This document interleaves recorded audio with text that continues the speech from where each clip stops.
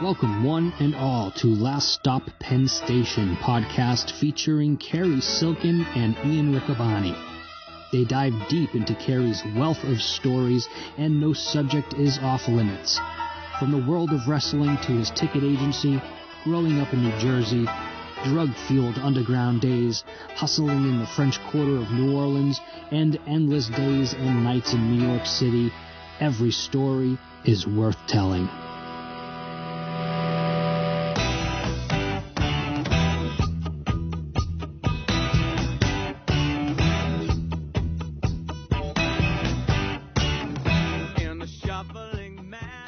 Welcome back, everyone. It is Ian Riccaboni, Cary Silkin. Cary, you left us hanging. I felt like Tony Schiavone. Folks, we're out of time. The tape machines are rolling. I was on the edge of my seat. The twists and turns of Joe Savage and Wizard. It was the end of summer. Suddenly, you're into rock and roll now. You're picking up some work for $75 a week. Yeah, and I was very happy. The problem was. And we got a lot of good feedback on last week. And if anyone knows has more information about Joe, he had a Facebook page for a while, and there's some videos on YouTube, but not from that era. We're going to post some pictures that I luckily have.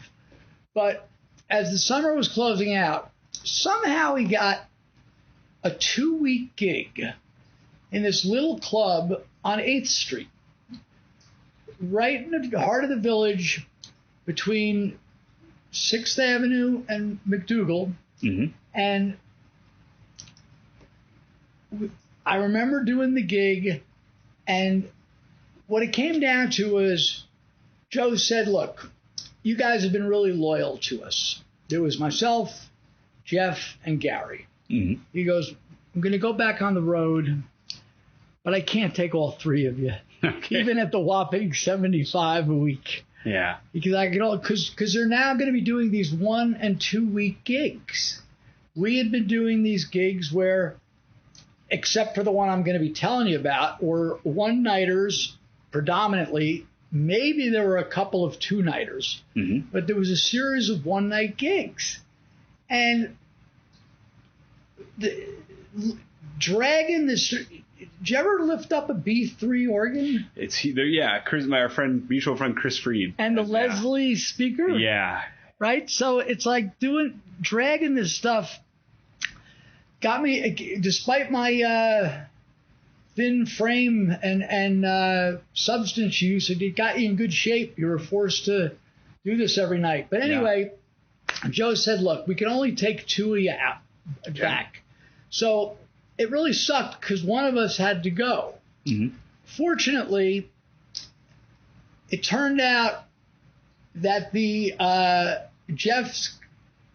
handsome Jeff's girlfriend, the troubled Cato, didn't want him going on the road. Okay. Now I'm going to ask a really personal question. Was that a disappointment? It seems like you and Jeff maybe had some chemistry. I'm reading between some of the lines here. Was that a disappointment that Jeff wasn't coming along? Yeah, it was. Okay.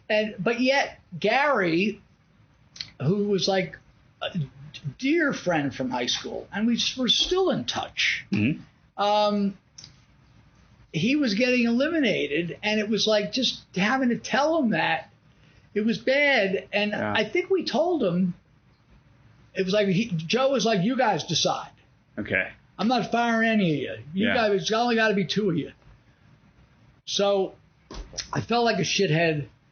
But so there was a few days where Gary was out. And then Cato, Jeff's girlfriend, flipped it around so Jeff couldn't go. And I think Jeff was happier not going across country. If he would have, that would have been the end of Cato. And so it was me and Gary. But before that happened, we had this 2-week gig in the city. And I don't remember the name of the place. And as popular as he was all summer in these Jersey clubs, and these were packed packed houses, and people were like, the word got out on this guy. There was nothing like him in the clubs. You could see these great cover bands and some of these great bands that did these originals, but there was nothing of a show like this. Yeah. And everyone always would associate it with Alice Cooper, but it had the Snake was a similarity, and Alice Cooper has drama in his shows, but it was his own, it was his own gig. Anyway, we do this 2-week gig in New York City, and it didn't draw well for whatever reason. Now, there's a hotel, the Hotel Washington, I think it's called. What's the street? If you walk down, is it Waverly? Okay, yeah, now you're talking NYU territory, yeah. If you walk down 8th Street to the corner of McDougal and made the right, heading down towards Washington Square Park, right, the next block might be Waverly. Yeah, that's Waverly, yeah. Well, there was a hotel. Okay. And it was a shithole. My mother stayed there and was very disappointed for my orientation. It was still going. They may have improved it. No. She was very. She said she wished she stayed in Jersey and came in. So Joe, the band was staying there, and Joe got a room for us. Okay. And it was really convenient. We're rocking and rolling in New York City. You're on Washington Square Park if you're there. Yeah. Right. Now, I had a car at the time. It might have even been the Toyota that had been from 2 episodes down ago in Tennessee that was back in action. Okay. Might have been that car. And Gary had a car also, but my car was there. Now they had you certainly know about this, and you could maybe tell our listeners about the infamous alternate side of the street parking. Oh. I did not have a car while I was in New York, so you'll have to elaborate. Well, they had this alternate side of the street parking so that on a particular day or a particular morning, you had to get the car out of there by 8 a.m. and be on the other side of the street. It was for cleaning up. Right. Okay. Yep. Yeah. And so it was during our second week. And our first gig leaving was going to be Cayuga Falls, Ohio, outside of Cleveland. Beautiful. Right. So I have the car parked, and I tell the people at the front desk, and this in 76, this place was full of hookers and druggies and pimps and, just the lowest, one of the, lowball hotel. There was no bathroom in the room. Oh. You had to, it was, you had to share a, yes. Oh, God. Right. So so all I knew was my car had to be out of this spot by 8 a.m. and moved to the other side of the street. Mm-hmm. So when we came back from the gig, which ended at like 2 a.m, I tell the guy at the front desk, can you call me at 7:30, please? What room are you at? And it was like maybe 11 stories. And we were like 9 something.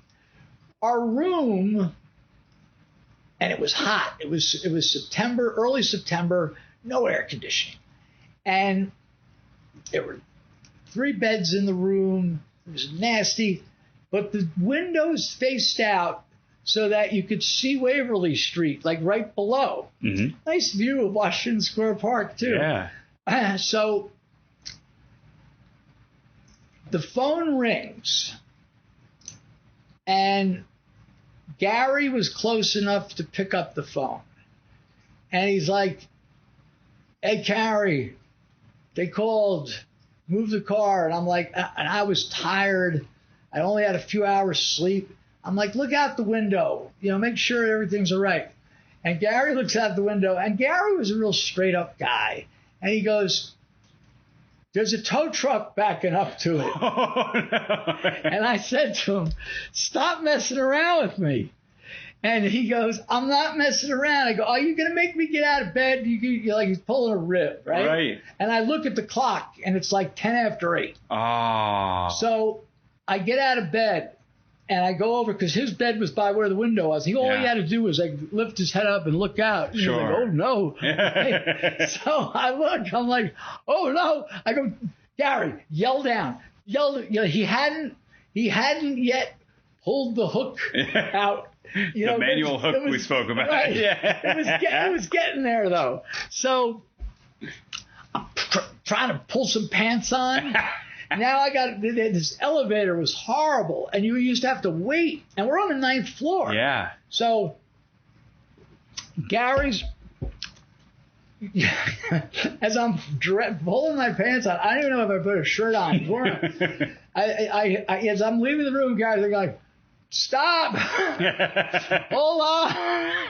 And as I come out, I'm waiting for the elevator, it ain't coming. Yeah. So I start running down the steps, 8th floor. So look, 9 flights of steps going down.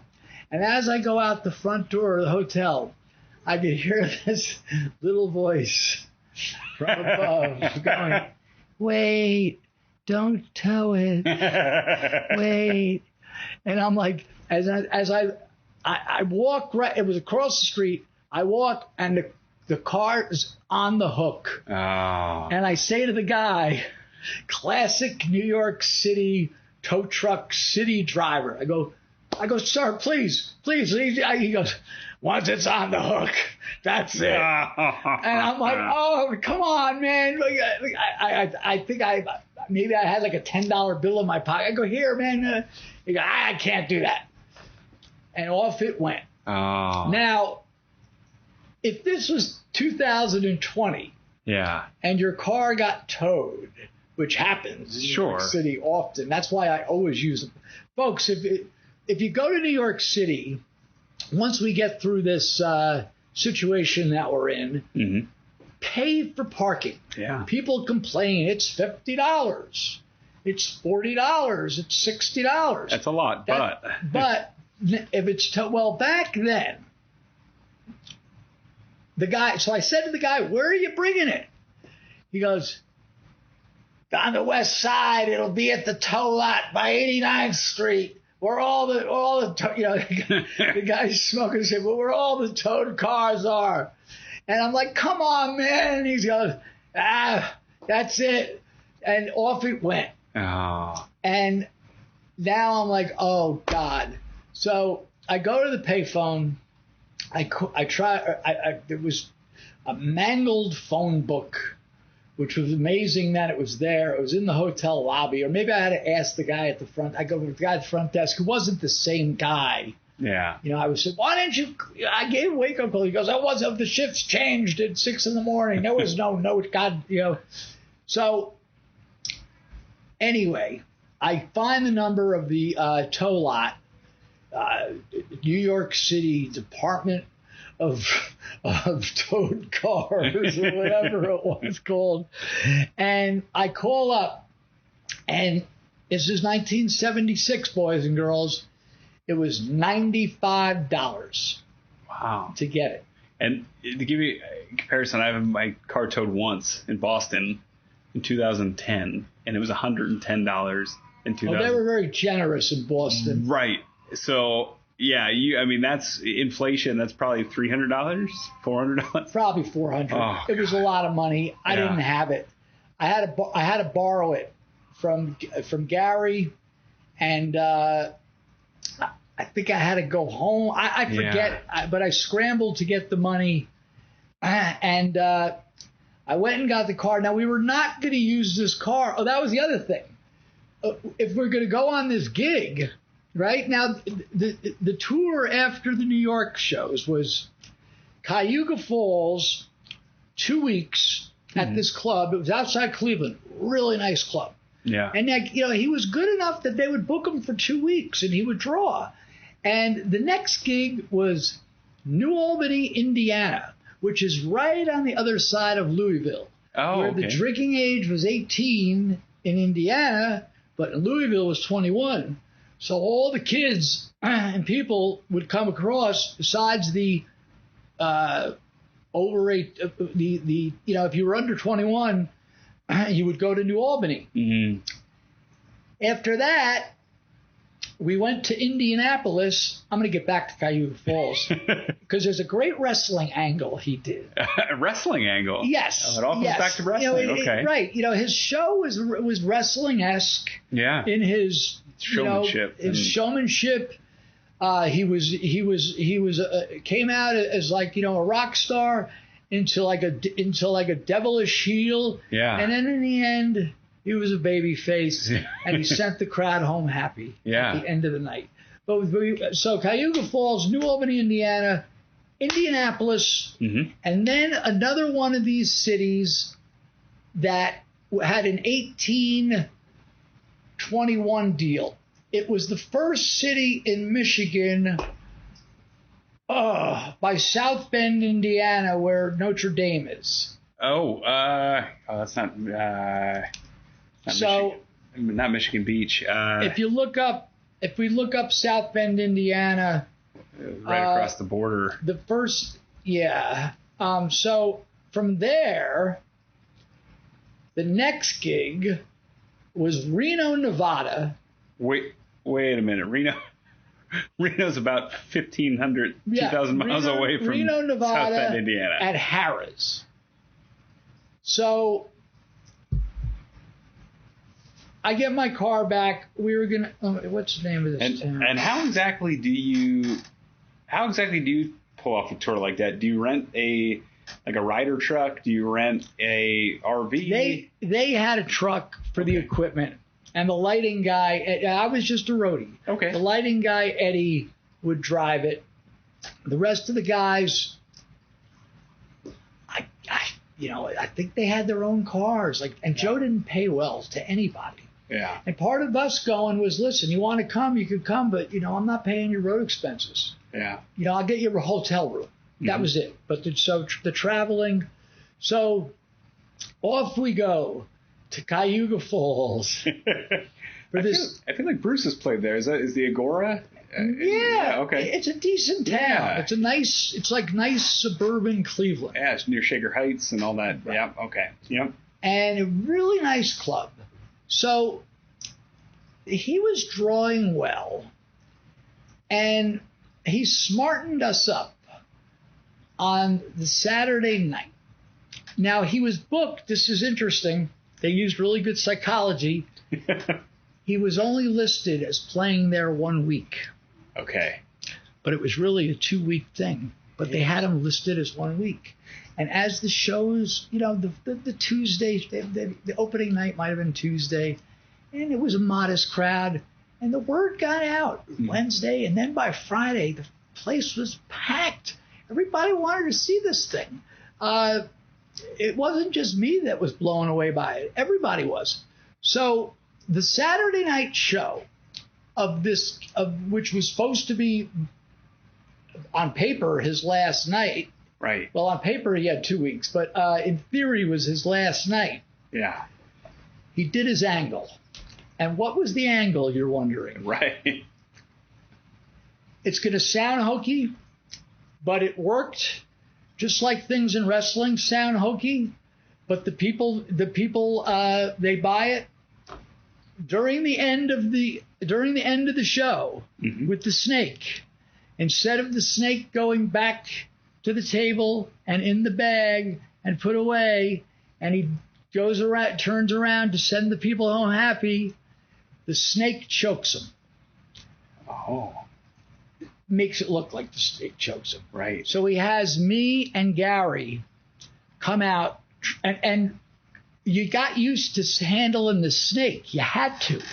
It's a 20-foot boa constrictor. I hadn't even considered that, yeah. Yeah, and it was just around. And those pictures that we were going to put up, it looks every bit of 20 feet. Usually there's an exaggeration, but no. This Dino was the name of the snake. Oh, okay. And it would lay in the dressing room. It would not be in the bag. It would just lay there. Yeah. And the snake was fine.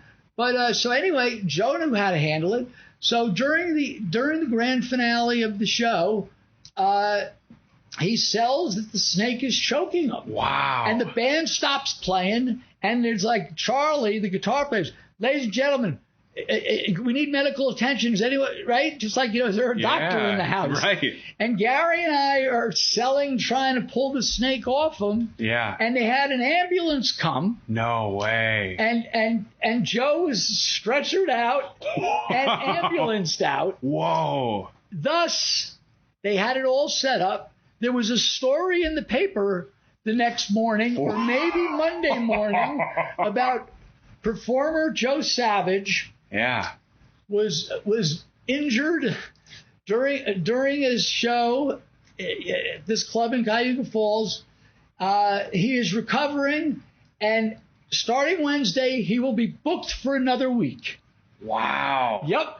That's the biggest and it was carny. Huge. Oh my God. It was huge. Wow. And he only did the angle twice. Yeah. One, because all the other, if he had a week, he didn't do the angle. Yeah. But if he had a 2-week one, so we did it. We did it in Cayuga Falls, and we did it in the club by South Bend. Oh my goodness. Now, when we were in New Albany, and I referenced this, maybe it was all right. Maybe the angle. All right, the angle was done in Ohio, and it was done in Indiana, not Michigan. The reason I know that is because I just remembered, because we did Tuesday through Saturday. They did the angle. This is the second week. We did the second gig, and Sunday we had off. And I referenced this in one of our earlier episodes, but we'll talk about it again.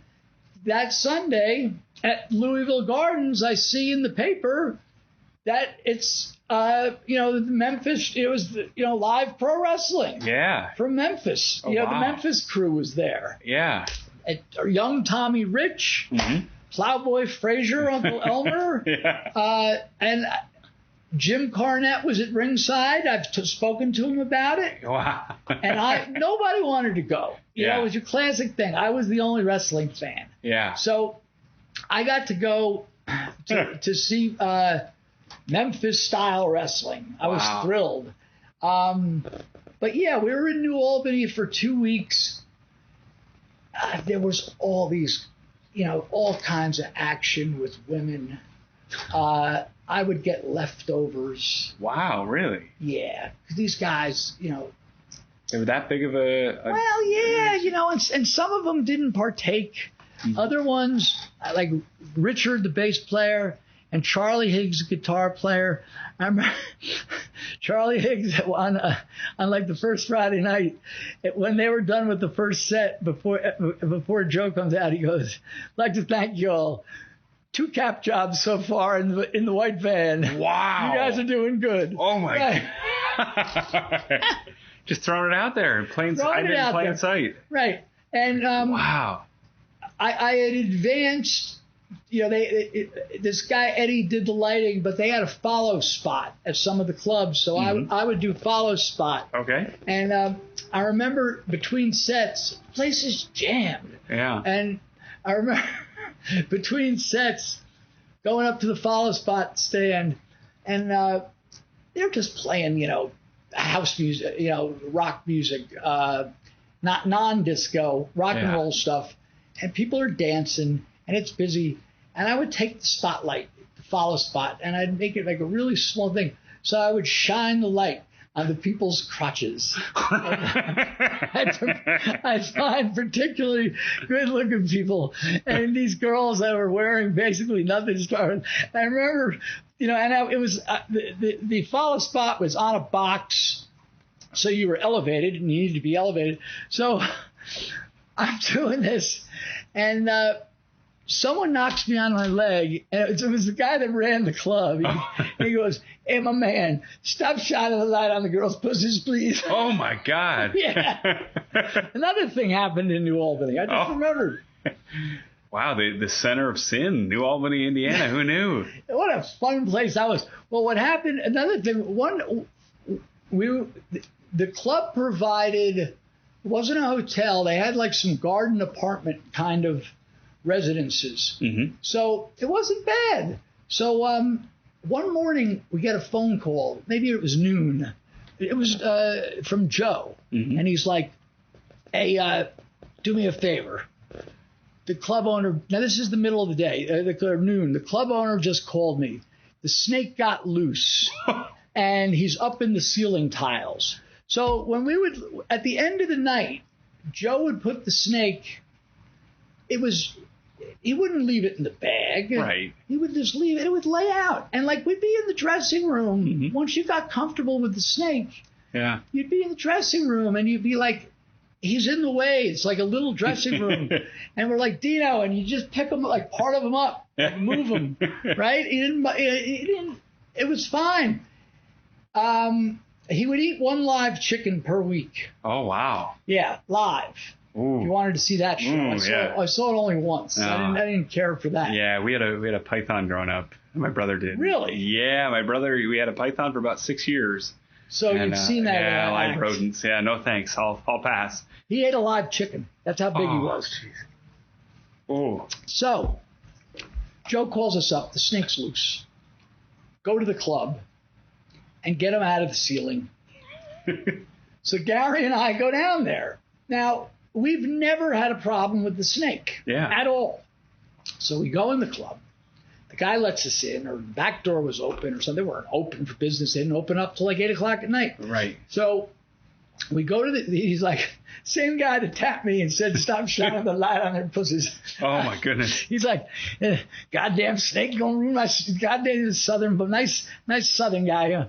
Damn snake's gonna ruin my ceiling. Tiles just falling down. Get him the hell out of there, damn it. So I'm like, we go to the dressing room where the snake was, and we see the tiles knocked out, and the snake is somewhere up in the ceiling. So I'm like, and you had to get on a chair to even attempt to find where he is. He could have went, the place was big. Yeah. He could have went, 200 feet away. Right. So I'm like, Gary, you go check. So he's like, no, you go. So we're arguing, and Gary was a docile guy. He's a beautiful dude, and he acquiesced to my request, and he got up on the chair, and he's like, Dino, and all of a sudden, the snake had coiled. They could smell and sense you. Okay. And the snake just shot. Wow. Not to bite, just to. And Gary went, oh my God. Yeah. And we're thinking the snake's gonna bite us, strangle us. Mm-hmm. So Gary's like, I'm done. So he's like, you call Joe. I'm not calling Joe. You made me go up there. You call Joe. Because that's the only guy, I'm thinking, maybe I could call Eddie, the lighting guy, or I'm like, oh, man. But I knew the only person that the snake is going to sense is Joe. Yeah. And I called Joe, and he was soured. And he's like, what do you mean you couldn't get him? I go, he dove at Gary. He goes, just put your hand up there and grab him. He ain't going to do nothing. And we didn't try again. Yeah. And I called him back 20 minutes later, and I said, look, we can't even find him. He's knocking ceiling tiles down. He's like, God damn it. He goes, and he just hung up. Yeah. Well, where we were staying and where these apartments were wasn't far from the club. It's like 10-minute ride. Joe shows up. It's like 2 p.m, and he just gives me the eye. And he goes to the same dressing room that where the snake was, same chair where Gary got on, and he just goes up there and puts his hand in there and just pulls the snake out. All 20 feet of him. Wow. And the snake was like a little like lamb chop. Yeah. It's like a little cat. Oh. And it knew Joe. Yeah. And it knew it ain't going to be, it just knew. Yeah. And, we made it out of New Albany, Indiana. We headed to Indianapolis. They were all big clubs and a lot of people. the great, here I'll get throw a name who was following us in, the great Cornelius brothers and sister Rose. Oh, too late to turn back now. There you go. That was their big hit, right? They were either on their way in the week before or the week after. We met them. They were very nice people. Flint, Michigan. Okay. That's where it was. Then we went to Flint, Michigan, and it was the fall.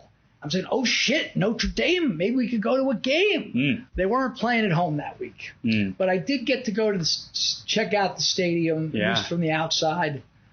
Was it open? I don't think so.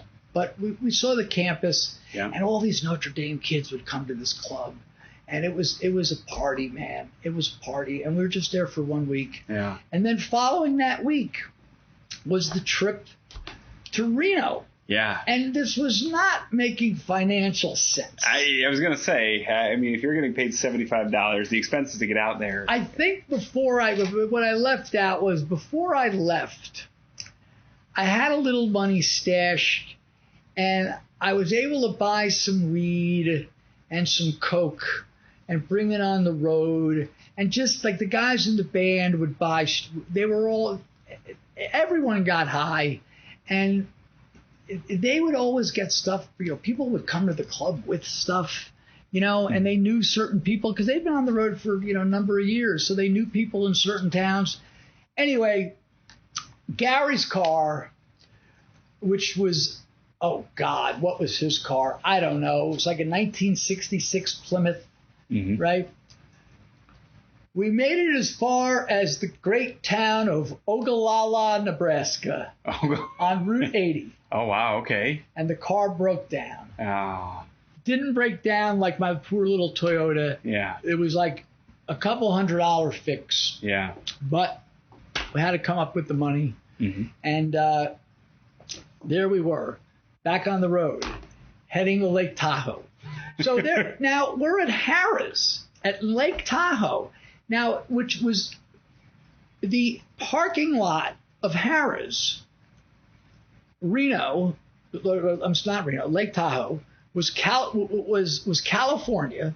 Okay. And the minute you opened the front door and stepped in, and the first slot machines and other games was the first inch of Nevada. Really? Yeah. Oh, wow. Right. And we made it out there. And we were in the small room, which was in the casino, similar to like the Sands, but it was enclosed. You could see it through the casino. There was not an admission fee. Okay. Because there was a drink minimum, I believe. So when we got there, we see on the sign, Sammy Davis. Oh, wow. He's in the big room. Yeah. And they have... Now, I wonder if you're going to know this name. We weren't even billed. We were a second bill. The first bill in the small room was the Amazing Kreskin. No. You don't know the Amazing Kreskin? No, is that a magician? Yeah, AJ, do you know Kreskin? Well, there's about a million YouTubes of Kreskin. I believe he's still alive. He was a sleight of hand guy, but more than that, he was a mentalist. Okay. And he was the featured act. And the first night we were there, they had really nice dressing rooms. You walked up a flight of stairs behind where the stage was, and there were private dressing rooms, really, really plush. And we're coming on after Kreskin. He had no equipment. He just had a microphone, just a couple of props. Sure. So I walked down the flight of steps. So I'm watching him do his act from behind the curtain in the back, which is like whatever. Yeah. And when he finishes his act and the curtain, it was your classic curtain goes down, I go out, and he used to be all the time on, and you could look this, and Ian, you too, you could look this up on YouTube. He was a mainstay on Johnny Carson and Merv Griffin and all these, and he might have even had his own show at a particular point. And his main thing was, if you believed him, was a mentalist. And so he says to me, I said, "Hi, my name's Cary." I go, "That was so cool, And he goes, "Oh, it's nice meeting you. But where were you watching that from?" I go, I was right behind the curtain. He goes, you can't do that. He goes, I felt that someone was back there. And I offered this $10,000, legit $10,000 to anyone who says there's somebody helping me. So I don't allow anyone to be on the stage, front, side, nothing. Yeah. So he's trying to explain, and I'm like, yeah, right. And he's trying to explain to me so that in my mind, I know there's no one back there because no one's, so I'm like, oh, okay, okay. Anyway, we got to know him because we were there the whole week with him. And he was a really nice man. And he would come in the dressing room before either of us went on, and he would take a deck of cards, simple stuff. He would take a deck of cards and just say, pick a card. And you'd pick a card, and it's 4 of clubs, and he would just look at you and go, 4 of clubs. And he did it like he did like 6 in a row. Wow. And then he says, now let's take the same deck, right? And he would take the deck, and there's a table. Probably moved a few beer cans away, and he just, his hands were, he had those magician hands. He just, and all the cards are just perfectly laid out, face down. Mm-hmm. He goes to one of the guys in the band. He goes, "You think I could pick He goes, pick a card out. Don't look at it." So the guy picks out the 10th, 11th card. Just pull it out. Don't look at it. He goes, "You think I know what it is?" And the guy's like, "Yeah." He goes, "No, I don't." He goes, "Now look at it." And he's on the other side of the table. And I was right behind it. It was Charlie. Charlie, it's like the Queen of Diamonds. He goes, "Queen of Diamonds." But if no one was looking at it, so at the casino, they allowed him to play blackjack, but he was not allowed to play poker. Really? That's interesting. He was that good. He was that fast with his hands. Yeah. And the thing that got me, and no one's going to believe this, but I saw it 3 times a night, every night for a week. And some of the guys in the band sitting in front watching him, not behind him, participated in his opening trick. And when I say this, no one's going to believe it. But anyway, his opening trick every night, he was not only a mentalist, but he had incredible sleight of hand. And he would come out on stage, ladies and gentlemen, the great Kreskin, amazing Kreskin, and the curtain would come out, and he'd come out on stage, and he'd say, "Can I get 2 people from the audience?" And they were just regular people, and sometimes a guy from the band, and he'd have these 2 people come on the stage, and he would pull out a velvet bag that, if you've ever seen Crown Royal whiskey, right? That purple velvet bag, and he used to like to use men. He says because he wants guys that are strong. He goes, he would even say that. He goes, I want no disrespect to the ladies here, but I want 2 men because they could really make sure that I don't pull any stunts here. So he had the 2 people come up on stage, and he would pull the bag out and hand it to one of them and show everybody there's nothing in this bag. Turn it inside out. And he'd have the other guy hold my wrists. So now his wrists are being held by one person. The other guy makes sure there's nothing in the bag, and he says to the guy who's expecting the bag, and I'm watching, I'm looking, and they put the bag back on his hand, and he says, "Now, you guys got my wrists, right?" And they're like, "Yeah, we got your wrists." He goes, "Let's just make sure there's nothing in this bag." He goes, "Just hold my wrists." And he would drop his hands down so the bag would fall, and there's nothing in the bag. And he's like, we've always tell the bigger guy, he goes, "Now, one of you hold my wrists and hold them tight, please." And they would hold him. The other one, "Please pick the bag up. Oh, do me a favor. Would you wring it out? Show us there's nothing in it again. Pull it inside out." Put the bag back on his hands. He said, "Now, both of you got my wrists." And they were both holding wrists. "Now, hold them tight. Hold them tight." And he would start shaking his hands up and down. He'll hold my wrist, hold my wrist, hold my wrist. And he'd let him, he'd say, "All right, stop." and he would drop the bag, and he was holding a glass of water. Right. No one's going to believe it. So I would see this 3 times a night. Wow. And the guy was super cool.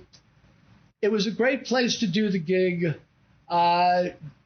People like Joe and Sammy Davis heard about us. Really? There's a really cool act there. Okay. And not only did Sammy Davis invite us to come see his show, Wow. which was like your classic Vegas style, with a band, big band, and probably 45 minutes. The one thing I remember he was great, and I remember the finale, or maybe it was the encore, was Mr. Bojangles. Okay. And I don't know if you ever seen him do it, but he's like, he owns that song. Mm-hmm. And that was awesome. And then he came to see Joe Savage. No way. Yeah. And we got to meet him and shake his hand. That's awesome. And he was a nice dude. I never knew that. Yeah. And what happened was,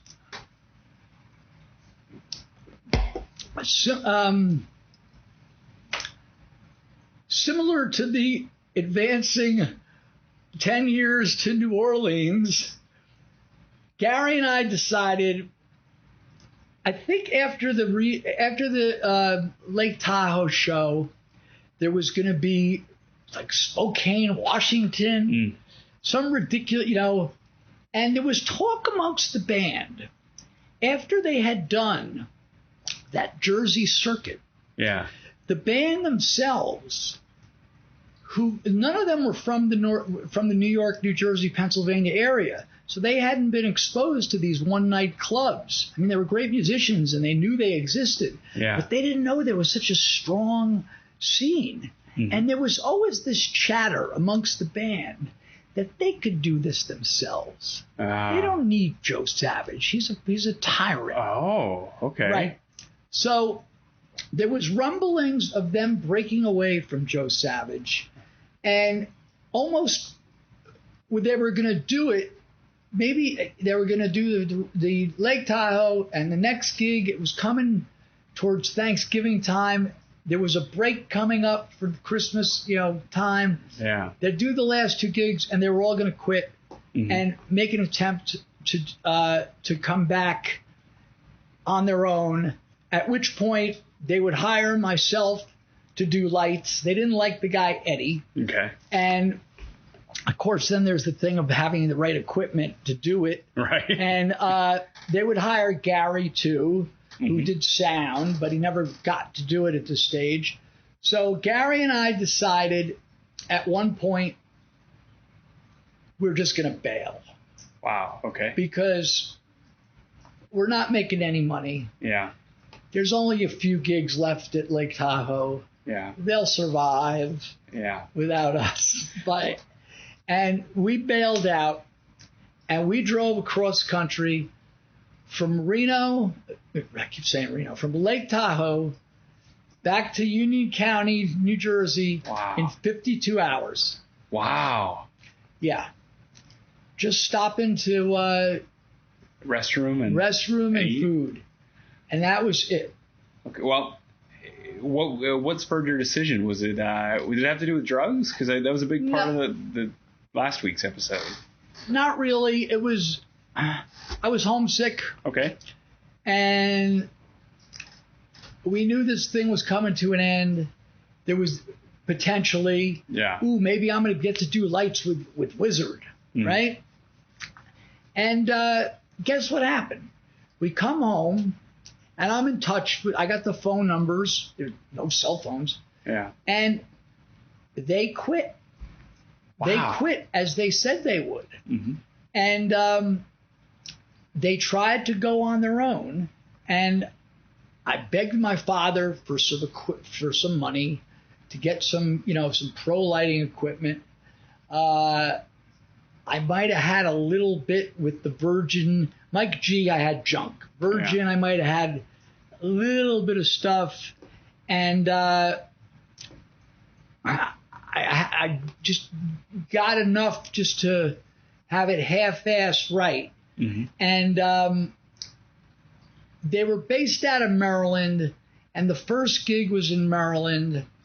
And Gary and I went down there, and even though I was just 20 years old, and even though I was not an entertainer, I knew rock and roll, and I knew what a good show was, and these guys were great, but without Joe, yeah, as good as they could play Misty Mountain Hop, or as good as they could play anything.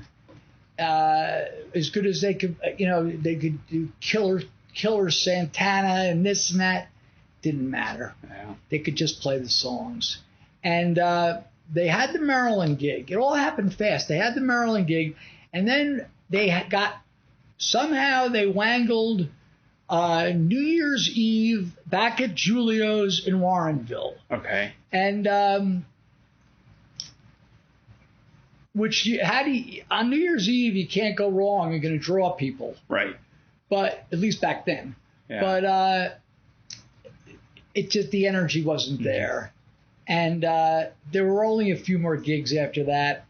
And I had to throw in the towel because there was really nothing happening. Yeah. And these guys threw in the towel, and they went their separate ways. As I mentioned, the only one that I know of that's still around is the great Matt Apps, the drummer, and he's plays with Government Mule. Yeah, who's had sustained success. Right, yeah. And but yeah, it was a. How are we doing on time, AJ? 45. Huh? 45. So Joe Savage will come back into the story. I had another. Really? We're gonna. We're going to keep this one short. So we went from the glory, even though I was really doing nothing, of Joe Savage and his great show to Wizard. It was just a flop. Yeah. All the great musicianship in the world, and it didn't mean a damn thing. And but I kept in touch with, they would come around in different forms again. Joe came around. That didn't stop Joe. Mm-hmm. He's like, I'll just get other guys. Yeah. But I had a break from the music business. When I came back, I remember rejoining with Jeff, and I think his girlfriend, him and Cato were on the outs, mm-hmm. and he and I had this grand plan to go into business. Into this is when the more of the retail drug business. Oh. And he had found this guy who, in my absence, who was a good cocaine connection, and a couple of guys. One local guy, this guy Stewie, and then this other fucking guy, Shredded Ed. Shredded Ed? Yeah. Shredded Ed was like, picture Fonzie. Okay. Trying to be a coke dealer. Oh. Yeah.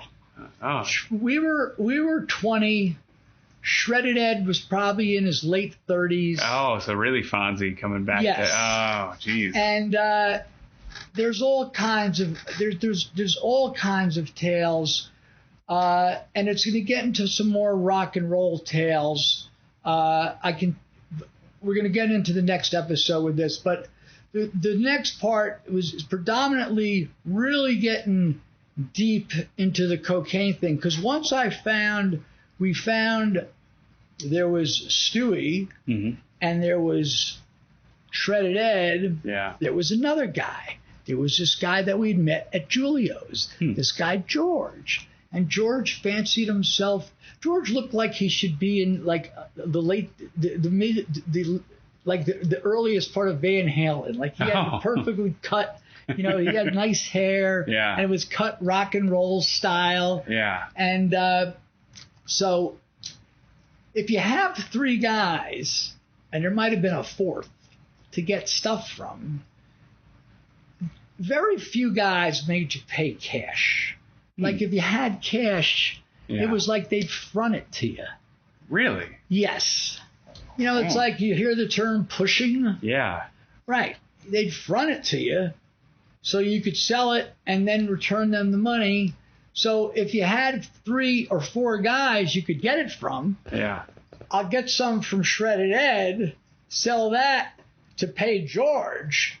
Oh. And when I pay George will give me a new package, and then we could pay a little back to Stewie and a little back to Shredded Ed, and it goes on from there. Cary, that's trouble. I mean, you gotta keep seeing them. Yeah. Then no. Yeah, it's kids don't get involved in this. Yeah. Because there was nothing but trouble, and but these are interesting stories.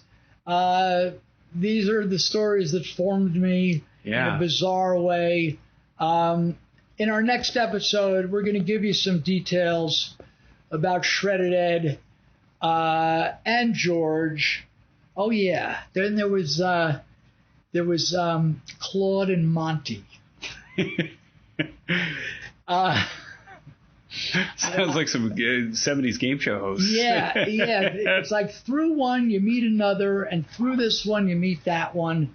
And before we knew it, we had like these 4 or 5 people. Oh, jeez. And it's like they spun a web around you, though. You can't. How did you ever get loose? Well, you don't have to answer that now. We'll save that for the next. Right. Maybe. I mean, that might be the ongoing story of the next 10 episodes. Yeah, it's going to be the ongoing story. And the next rock and roll thing I came across, and she's still out there, even in her early 60s, is Bonnie Parker. Okay. Bonnie Parker Band. It's been around. I saw her about 7-8 years ago in the city for old time's sake. Mm-hmm. But I came up with this gig with Bonnie Parker, who was a Long Island, New Jersey club scene rock and roll staple. She was, like when Pat Benatar was hot and Hart was hot, she knocked out Zeppelin. She had some originals, and I'll have some great stories about the Bonnie Parker time, because Shredded Ed and George and Claude and Monty are all weaved into these stories, and they're wild. So I appreciate the folks putting up with this Joe Savage. Yeah. We didn't expect to do practically 2 whole episodes on Joe Savage, but a rock and roll relic, and somebody that I think a portion of our audience will probably know and recognize. And if anyone has any information, please email us. At Cary at Last Stop Penn Station, or on Twitter. Mm-hmm. At Ian Riccaboni or at ROH Cary. And I think Joe's still out there somewhere, but we'll have some more stories for you coming up. That sounds good. Shredded Ed and so much more to look forward to next week on Last Stop Penn Station. Cary, it's been a blast. We have the camel T-shirts. I think we need a Shredded Ed T-shirt. Shredded Ed sent me or something. Yeah, Shredded Ed. Oh, my God. Maybe you'll find that soon before next week's episode on ProWrestlingTees.com, Last Stop Penn Station. But you still get the micro brawler. We donate a lot of money to Bradbury Sullivan. Are they sold out? Almost. We're getting there. Beautiful. We donated a healthy sum. Ryan from Pro Wrestling Tees helped hook that up, and Greg at ROH. We've been selling them there at ROH Pro Shop also. Virtual Pride's coming up August 16th. Yeah, what are they going to do? So I've interviewed the great Ashley Vox, who's competed in Ring of Honor, and she's a LGBT athlete and rising star in the wrestling scene. So that interview stamping out homophobia and the importance of the importance of having LGBT representation in wrestling. So it'll be a quick interview on Virtual Pride. There'll be some LGBT celebrities mixed in. You can watch on Service Electric and RCN if you're local to the Lehigh Valley, like Cary and I both are. Very cool. Yep. So some things to look forward to coming up. But for AJ, our producer, Cary, Lamb Chop, I heard commenting throughout the episode. I'm Ian Riccaboni. Thanks for listening to Last Stop Penn Station. Happy wrestling.